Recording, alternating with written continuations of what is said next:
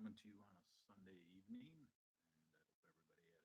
hope everybody had a great weekend. Was able to take the folks downtown to a couple of our parks have Christmas decorations, so I took them around there. About 50 degrees, so it was kind of nice, comfortable. I know it's a little early for Christmas, but with them being a little older, it's kind of nice to get them out and not having to worry about getting slipping on snow or anything like that. It ended up being a decent day for them, and decorations were pretty nice. And with it being cloudy and middle of the afternoon, you at least could see the lights and stuff. So basically, one of the parks, the schools around the city decorated trees with different themes, and that was kind of neat. So that was the day for me, and today gonna have, I guess, Sunday action movie. Was gonna be kind of a Van Damme, Dolph Lundgren type day, but I also wanted to cover the Death Wish. I mentioned a couple weeks ago I watched the Bruce Willis, and I thought I'd talk about the original and or compare the two. I think we'll do that. We'll start with the Death Wish movies. Basically, a couple weeks ago, I saw Death Wish with Bruce Willis. I got a 6.4, made in 2018. Basically, the character is the same character that Charles Bronson did in 1974, Paul Kersey. Some bad stuff happens to the families. Comparing the two, Death Wish and Death Wish 1974, which got a 7. Death Wish from 1974 is a little darker, just because of the topic and what happens in the beginning of the movie. Death Wish 2018, it has some gore, but like I say, 1974 is more of a storyline's a little darker. 2018, this wasn't, I guess, received well. People seem to be upset because there was a school shooting prior to the release of this movie. So of course they used that, I guess, for gun violence. But for me, kind of had a, why are you going after a movie that's about vigilantes stopping crime? So kind of, I don't know, borderline on that one. I know it's a touchy subject, so everybody's got their viewpoints on it. But there's so many movies out there, I mean, at that same time, that probably for violence or whatever could have been talked about. Again, in 2018, you have Bruce Willis and Elisabeth Shue from The Karate Kid is in this, doing a TV series, The Boys. And then Bruce Willis, one of his recent movies, 10 Minutes Gone, is something he did. With Death Wish, 1974, Charles Bronson, he did all kinds of, he did sequels to Death Wish. Some of them are okay, some of them are, you kind of wish that the era, budgets and how movies were made in the 80s kind of hurt the sequels a little bit. But for the remake, Death Wish, the originals, comparing the two, they're both watchable. Charles Bronson died in 2003. He's done, before he died, he did all kinds of movies. I'll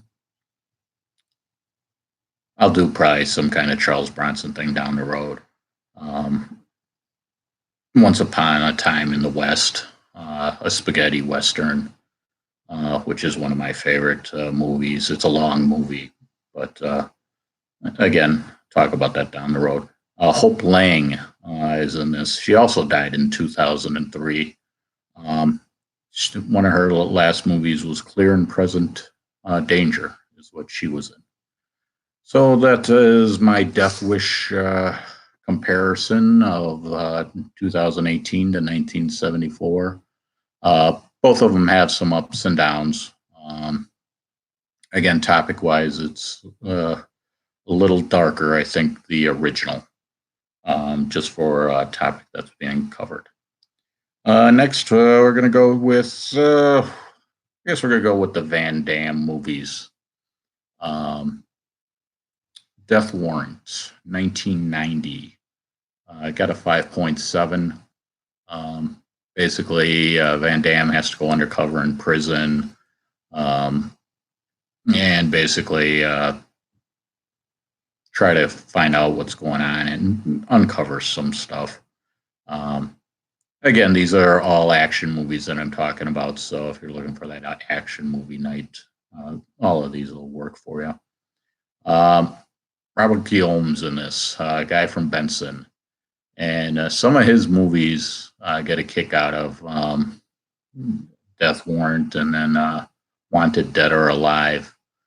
Some roles it's like, this is the guy that played Benson. And it's like, okay, when I was a kid, you saw Benson. And all of a sudden he's doing these action movies. And Wanted Dead or Alive, he's got a one-liner in that movie that just can't really say it on YouTube, but it cracks you up that, like I say, when you're watching a movie and it's like all of a sudden it's like, Benson just said that.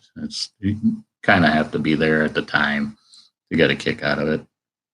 And then one of his Van Damme did another movie, The Hardcore, 2006. It got a 5.2. Basically, he's a Army veteran, post-traumatic syndrome dealing with. He gets hired to be a bodyguard for a boxer, and there's shady things going on that he has to deal with, trust issues. And then Vivica A. Fuchs is in this. And since Christmas is coming around, recently, I don't know if this is coming out this year, Christmas Matchmaker. And then with, I'll mention it, Charles Bronson, Yes, Virginia, There's a Santa Claus. Seeing Charles Bronson doing a Christmas movie, it's a good movie, so I'll mention that. I haven't seen Christmas Matchmaker, but again, with the season coming around, why not mention some Christmas movies? Next, Dolph Lundgren movies. Two movies that kind of has a spiritual or religious kind of take to them a little bit with action movies. First one, Missionary Man, 2007, got a 5.1 rating. Basically, a biker comes into town seeking revenge. The thing that's his trademark is that he reads the Bible and drinks tequila. So it's got a unique flavor to that one. It's a decent action movie. It's got a good storyline. It works all right. Katira Walker's in this, and really hadn't done anything. Like, I think this movie I'm mentioning was like 2009. Kissed by Lightning is one of, I think, last movies she did. And then next movie, The Minion. This got a 4 in 1998. I got a kick out of it. It kind of has, there's a explanation of what's going on in this movie in the first half. They do a good job of talking some about Templar Knights from back in the day and Minions. So kind of interesting. And hello, Jeff Johnson. Hope you're having a good evening. But yeah, this movie got a 4, and I think it can be rated a 5. It is kind of under a horror flick, that action horror, but I'll take the horror out of it. I think some of the other movies I've mentioned probably have more gore to them than this movie. It seemed like every time something gory is supposed to happen, they just didn't follow through on it. They just let your thoughts take that what happened.